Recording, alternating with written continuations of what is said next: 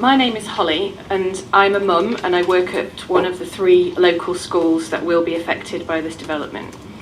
I moved to Holyport because it offered me a safe place to raise my child due to fresh air, open space, health benefits, being able to give her the right to roam through locally available countryside, and the positives from growing up in a small local community.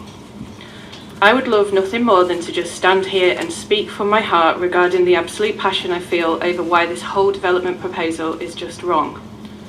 Wrong for the area, wrong for Holyport. However, I know you need the hard facts to add into the report, so I will show you why it is wrong for our children. I will discuss the importance of pedestrian safety and the impact of losing a rural lifestyle. I have actually had to change my statement slightly because I was expecting 2 children with me today, but it didn't work out. So I just need people to know that I have a 6-year-old called Clara. I nearly brought her and a friend Lily, who is 10. I would be standing here with the whole school if I could, so I just need you to imagine hundreds of children standing right here behind me. Clara and Lily live in Holyport. They walk, play, ride their bikes, and for Lily, her horses. They attend the local school, as do every other child in the village. This proposed development is going to impact their futures negatively. Holyport is a village. Yes, we may be just outside of Maidenhead, but we are very much an incredibly community-minded village. We class ourselves as living in a rural location because once you come off the A308 into Holyport and out the other side, our roads are narrow, windy B roads. There is nothing between here and Bracknell except other villages. We are surrounded by open fields, trees and nature at its best. Our children are the fortunate ones. They can play in fields with beautiful, uninterrupted views of the countryside. They can talk about nature because they live it and see it firsthand. And I am talking about real nature, not the man-made reserve that they think will mitigate against building on all of the green belt. The air they breathe is clean, the roads they walk are comparatively safe to living in a busy high traffic area. All this could change for them.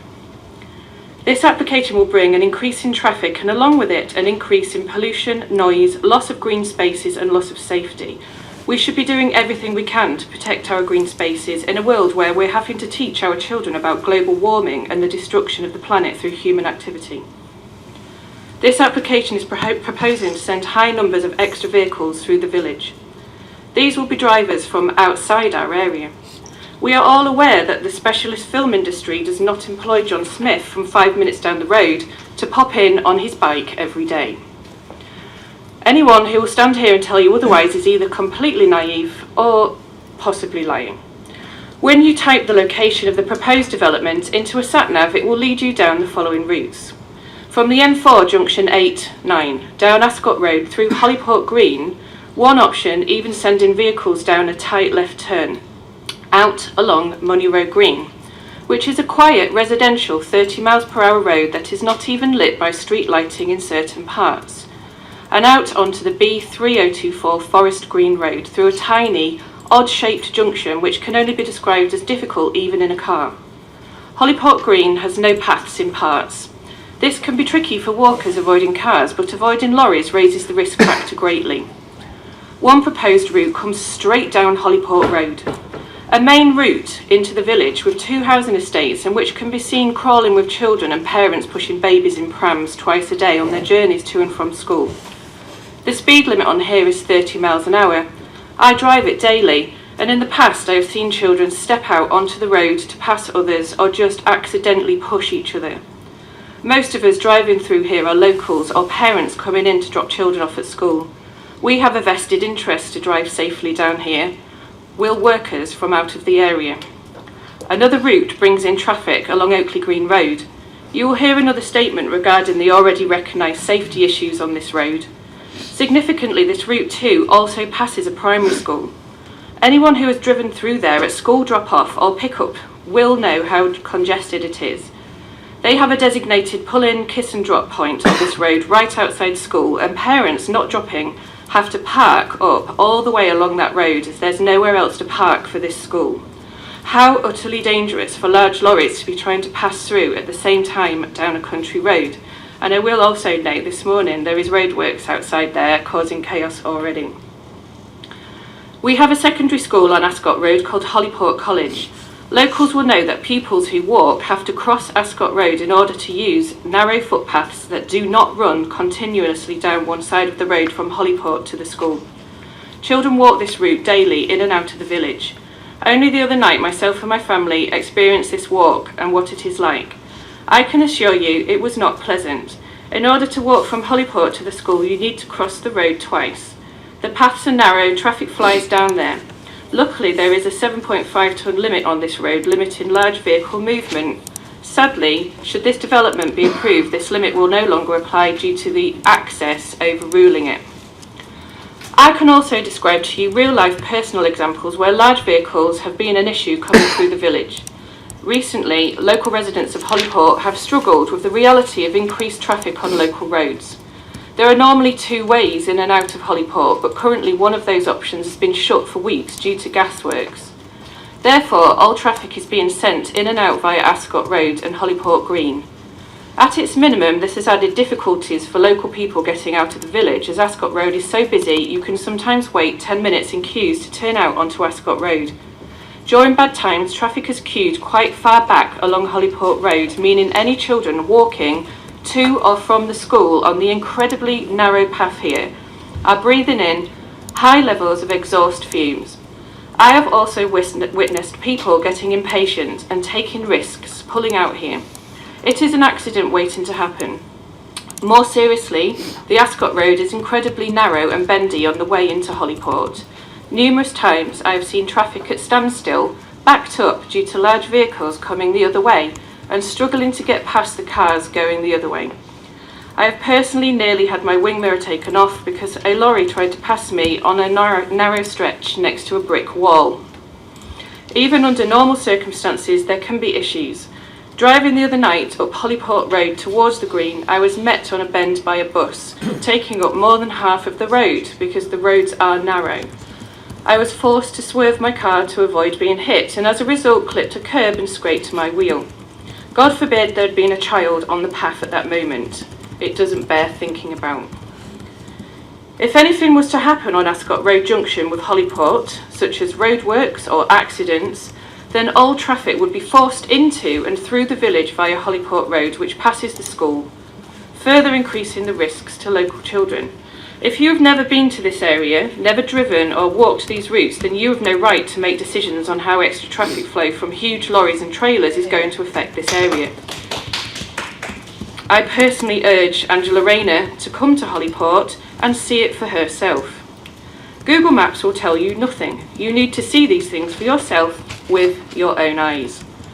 All this extra traffic comes with huge safety issues. The government's own website cites that in 2022, 385 pedestrians were killed by cars.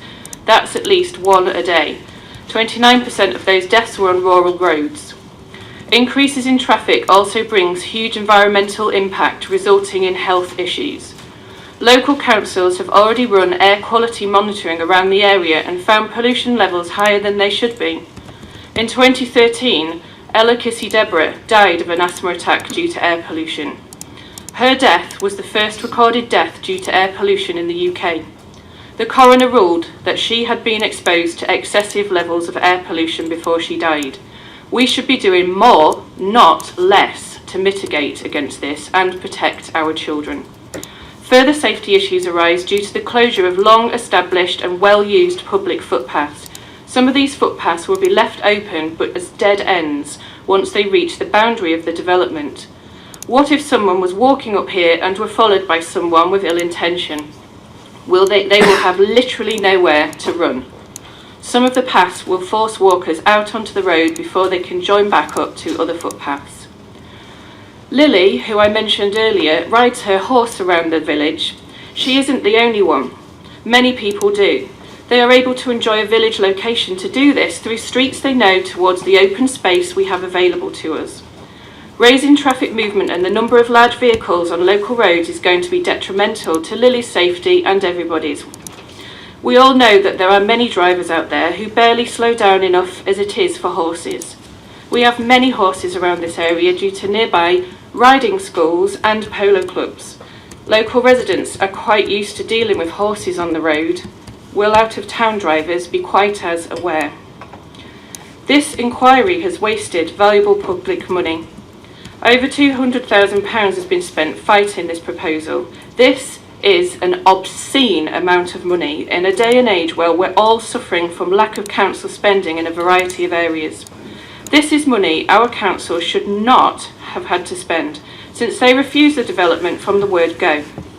If you want to be cynical about it, Greystoke have taken £200,000 from Clara and Lily and all the other children in the local area.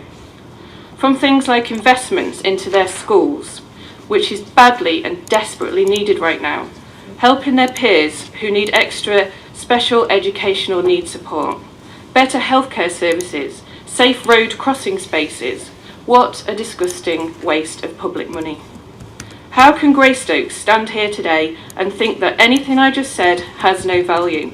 How can we not take traffic safety, loss of safe lifestyles for children, and the loss of viable farming land in a designated green belt seriously? My daughter is 6. And yet even she knows the value of nature. She will point out local housing developments and ask me why they have chopped trees down, when trees are so important, Mummy. They give us oxygen and take all the bad things out of the air. What about the animals, Mummy? Where will they live? What if they go extinct? These are valid concerns of a 6-year-old. Perhaps we need to listen to the wisdom of a 6-year-old a little bit more. Greystoke claim there are exceptional circumstances as to why this piece of land is the only possible site that could be used. I will leave you with one last thought. There are no very special circumstances that will outweigh a child's life.